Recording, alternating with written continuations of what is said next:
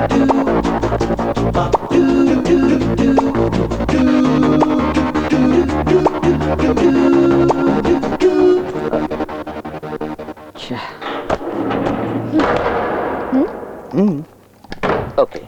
Okay sir. Madhav sir గారి unaccounted money 2 రోజుల కోసం ఇక్కడ రాయాల్సి వచ్చింది. బాగుంది. నల్ల డబ్బును దాచుకోవడానికి బ్యాంక్ స్ట్రాంగ్ రూమ్ వాడుకుంటున్నారా? ఆహా, ఇద్దరు ఇక్కడే కూర్చొని డబ్బులు కొట్టాడు స్కెచ్ చేస్తారేటి? ఏంటి నాజర్, నీ అకౌంట్ లోంచి మళ్ళీ డబ్బులు పోయాయా? లేదు, దొరికింది. పోయిందంతా దొరికింది. నాది నాకు ఇచ్చేయండి. ఇప్పటి వరకు పోయిన డబ్బు నాకు అంతే చాలు. నీ అకౌంట్ నుంచి ఎన్నిసార్లు డబ్బు పోయిందంటున్నావు? ఆ సంగతి అతన్నే అడగండి. ఇది రెండోసారి పోవడం. ఇంకెవరికైనా ఒకటికి మించి ఎక్కువ సార్లు డబ్బు పోయిందా? ఇంతవరకు ఎవరు రిపోర్ట్ చేయలేదు. సరే, నువ్వంటే ఎందుకు ఆ దొంగకు అంత కోపం? ఆ సంగతి దొంగనే అడగాలి భాయ్. రా మాట్లాడుకుందాం. అలాగే పదండి.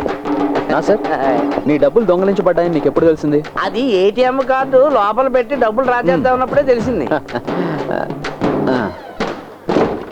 మాట్లాడదాం లోపల పిలిచి తలిపేస్తారేటండి.